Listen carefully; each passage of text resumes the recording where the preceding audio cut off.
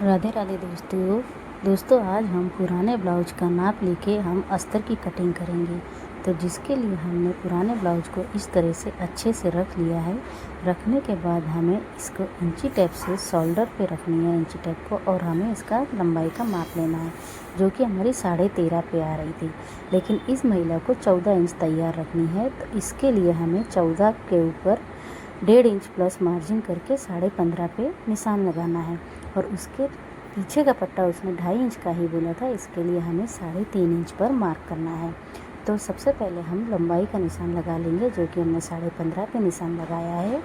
और पीछे 2.5 इंच का तैयार पट्टा चाहिए, तो हमने 3.5 पर निशान लगा लिया है, क्योंकि आधा इंच ऊपर और आधा इंच नीचे से सिलाई मार्जिन में जाएगा।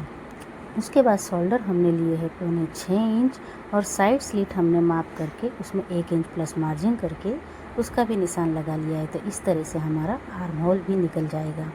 उसके बाद हमें इसका चेस्ट का माप लेना है। तो चेस्ट का माप हमारा आ रहा है 10 इंच पे। हमें इस तरह से बिछा के 10 इंच पे हमने माप ले लिया है। तो उसके लिए हमें 10 इंच पे निशान लगाना है, प्लस 2 इंच की हमें मार्जिन लेनी है। अब हमें इसकी कमर का नाप लेना है। तो इस तरह हमें कमर पे पट्टी रखते हुए माप लेना है।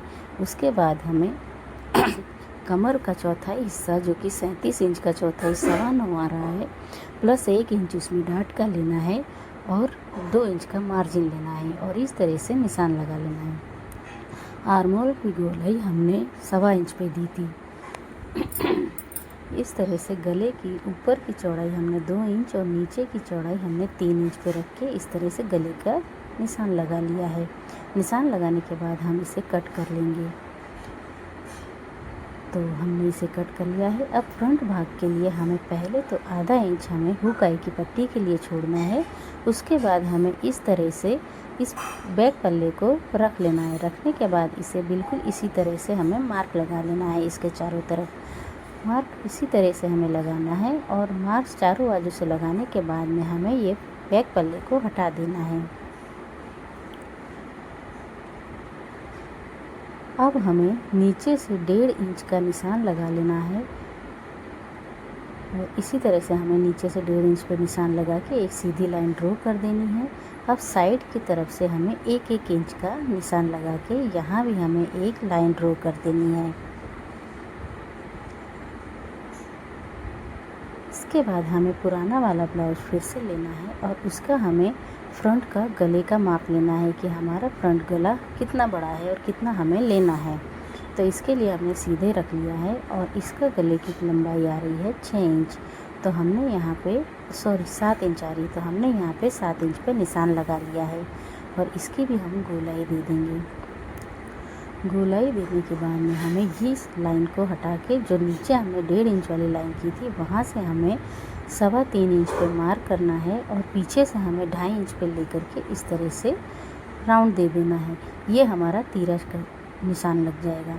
अब आर्म होल में हमें थोड़ी सी गहराई देनी है फ्रंट पल्ले के लिए, तो वो हमने गहराई दे दी है। इसका बस्ट पॉइंट निकालने के लिए हमने बस्ट पॉइंट इसका 10 आ रहा था, और चेस्ट का 10वां हिस्सा था, उसके लिए हमने यहाँ पे निशान लगा लिया है। अब चारों बाजू से हमें 1.5 इंच की दूरी देने के बाद में इसमें हमें लाइन ड्रॉ कर देनी है, ताकि हम यहाँ से डाट्स ले सकते हैं। अब हम इसे इसी तरह से कट करेंगे। दोस्तों, आपको मेरी वीडियो पसंद आ रही है तो प्लीज़ लाइक शेयर कमेंट ज़रूर कीजिएगा। इस तरह से हम इसमें भी सभी पार्ट को कट करके निकाल लेंगे।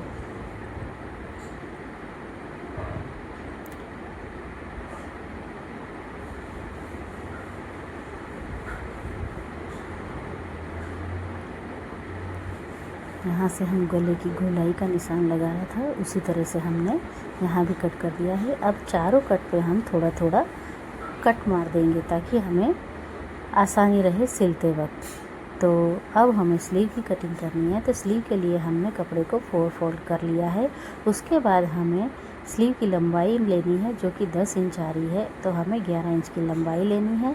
ऊपर से 3.5 इंच आर्म होल की हमने गहराई देने के लिए लिया है। तो इसकी स्लीव बहुत ही ज़्यादा हेवी साइज़ में दिख रही थी, तो हमें इसमें साइड में जोड़ लगाना ही पड़ेगा। तो जिसके लिए हमने अभी इस तरह से स्लीव की कटिंग कर दी है। और इसमें साइड में जोड़ हमें लगाना पड़ेगा, इसलिए हम जब सिलने बैठेंगे तब हम इसमें साइड में जोड़ करेंगे।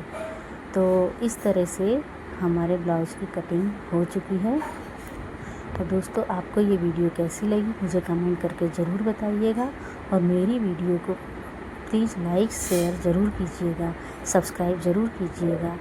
तो दोस्तों, मिलते हैं अगले वीडियो में मिलते हैं। तो राधे राधे दोस्तों।